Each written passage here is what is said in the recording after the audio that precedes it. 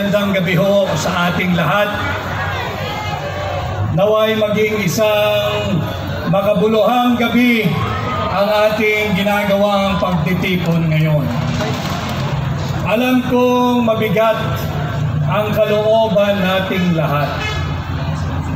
These past few days, talagang mahirap. Emotionally, physically, mentally, and intellectually draining ang pinagdadaanan nating lahat.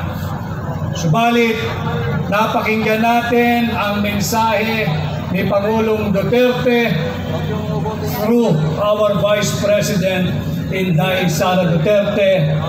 Nakausap ko ng personal si Mayor Baste Duterte noong nakaraang Thursday at nakitaan ko sila ng katatagan. Nais ko lang siguro ipahatid sa inyo ang naging mensahe ni Mayor Baste nung kami nagkaharap. Hindi ngayon ang panahon upang pumatak ang ating mga luha. Ngayon ay panahon upang tayo ay magsama-sama at higit maging matatag. Ngayon ay panahon upang tayo ay magsama-sama at huwag magpapasindak. Alam ko ang nasa kalooban at isipan ninyo. Mahirap talaga maunawaan bakit isinuko o inihandog ng sarili niyang gobyerno sa naglalaway na banyaga ang dati niyang Pangulo.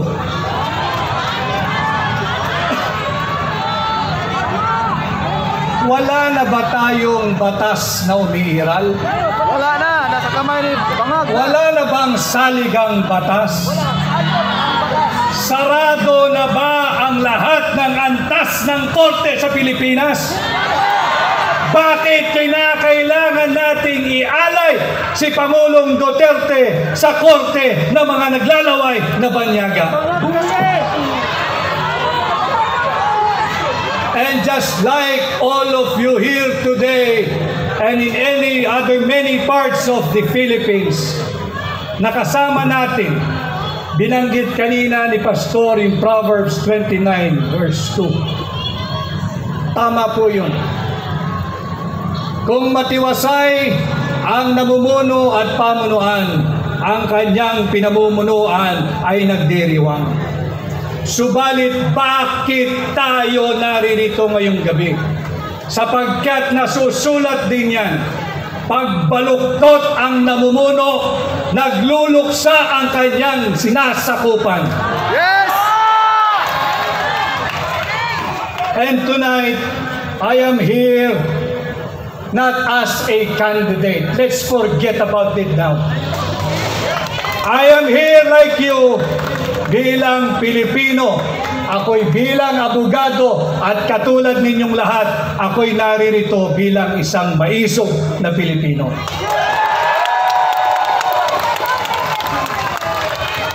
I stand with you, with President Duterte.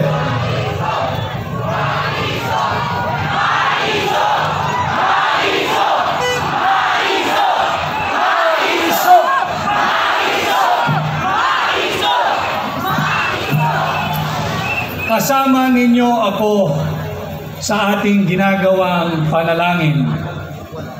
Bahagi din ako ng local defense team ni Pangulong Duterte. Subalit, I think it is more and beyond legal now. Kaming mga abogado, we can only do so much. And I tell you, Filipino people, itong labang to, hindi abogado ang magpapanalo rito. Taong bayan kayo ang magpapanalo rito!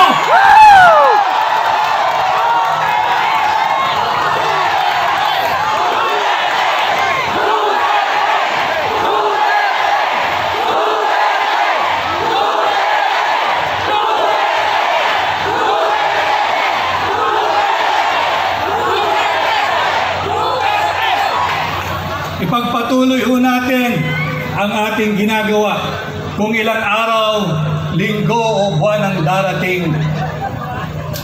Itong ginagawa nating payapa at malayang pagsasaad ng ating saloobin. Patuloy tayong magsama-sama, patuloy tayong mag-ingay.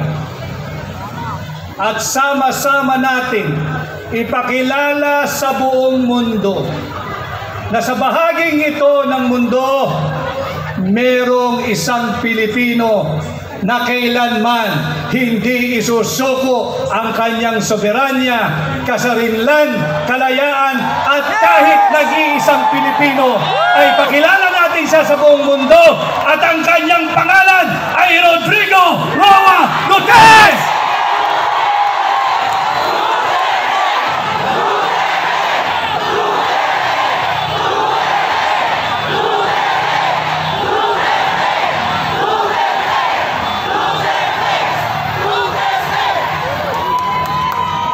Pakilala natin, hindi lamang dito sa Pilipinas, kundi sa buong mundo. Sa kabila ng kanyang edad, sa kabila ng kanyang kalusugan, buong sigasig niyang tinanggap at sinabi niya, walang mananagot na pulis at sundalo sa aking naging polisiya. Akin ito. Yan ang malinaw na sinabi ni Pangulong Duterte. At muli, ako ay naririto kaisa ninyo Mayong gabi sa pag-aalay ng panalangin. At sana patuloy tayo magkaisa at uulitin ko. Patuloy nating ipakilala sa buong mundo, hindi lamang sa ICC, na dito sa bahaging ito ng mundo, merong isang Pilipino, ang ngalan ay Rodrigo, na hindi isusuko ang kapwa niya Pilipino sa mga naglalaway na banyaga, sa naglalaway na korte. Ang tawag ay ICC. Maraming salamat. Mabuhay po tayo. Mabuhay si Tatay Digong. Let's bring home Tatay Digong! Yes!